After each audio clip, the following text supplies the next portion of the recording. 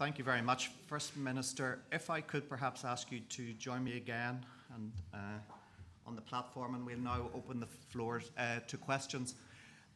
Please feel free to ask questions. Before you ask them, if you could just give your name and the company from which you come.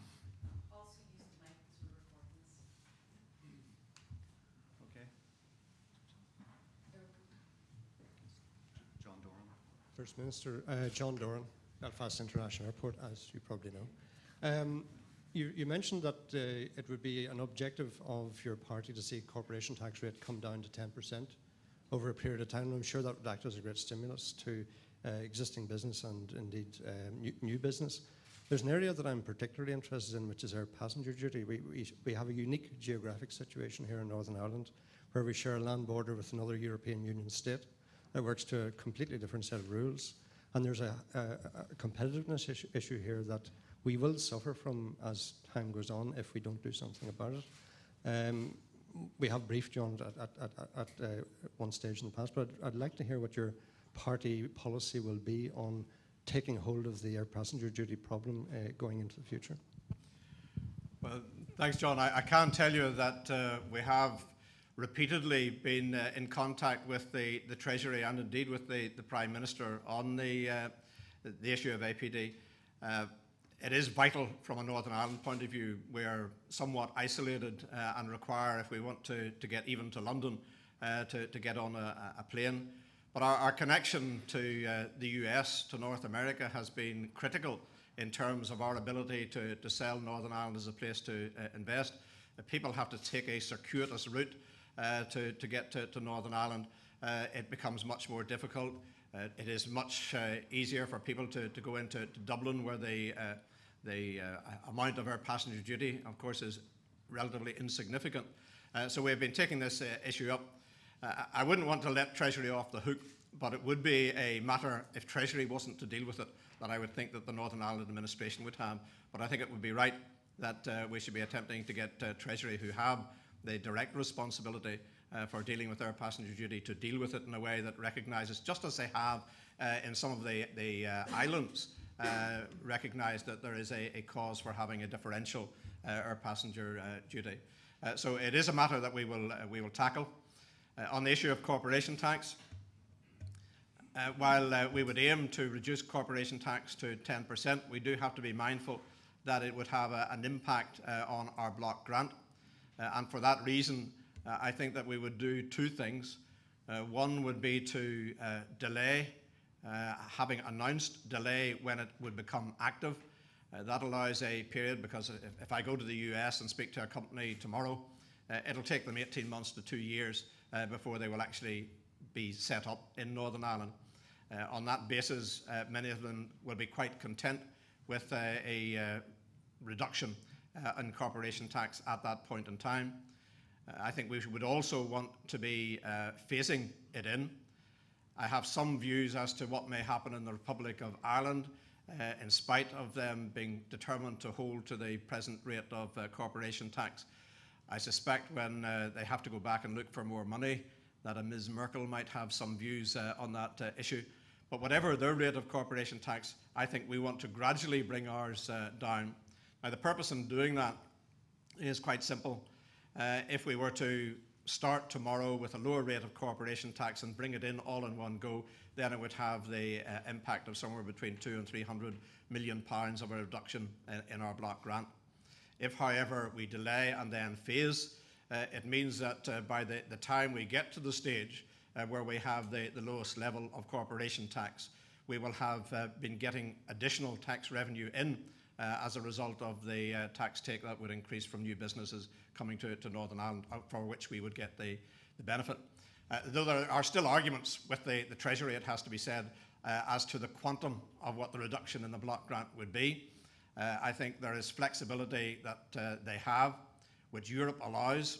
It was always the excuse, you'll remember, with Sir David Varney, that the EU and the Azores ruling meant that you couldn't do this in Northern Ireland. We have clearly established that you can. Europe is smiling at us in relation to this matter, and Europe isn't the biggest problem. Indeed, there are issues such as the second and third tier of benefits which could be taken into account by the Treasury, where I don't think Europe would have a difficulty if they were applied. That's taking into account the additional national insurance that Treasury would get could be taken off the amount that Northern Ireland will receive. That additional amount could be taken off.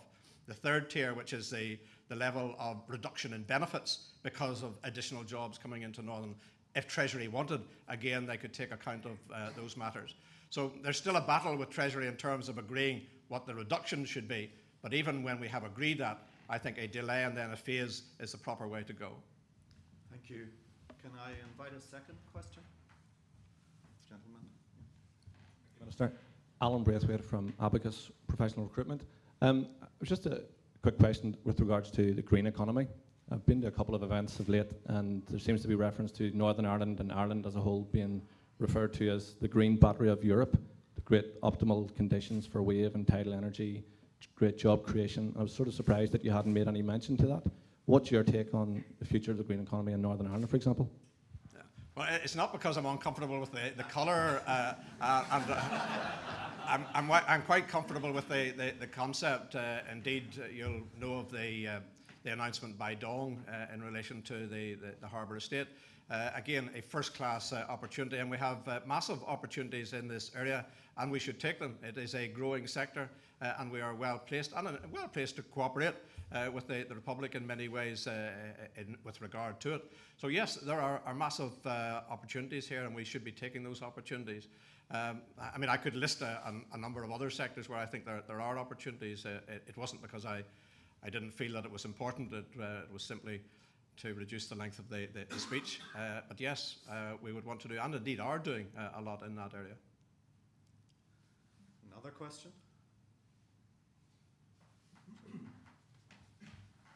Morning, Mr. Tom Lloyd from the DIT. You mentioned the creation of 20,000 new jobs for the government in the coming years. How do you see that taking shape, and what sort of support, what sectors do you see that being in, and what support will the government give to it? Well, before the global downturn, Northern Ireland was placed as the area in the United Kingdom with the lowest level of unemployment. But that really didn't tell the whole story, because a lot of that employment was in sectors where there were lower salaries, whether it was call centres or whatever. Indeed, we had probably the best qualified telephone answerers in the world. It's getting the higher value jobs that is central to our strategy and what Northern Ireland requires. And that's why we're looking to financial and business services, to ICT, to the creative industries, to high-end engineering, to the green economy. Those are the areas that we would be paying our attention to.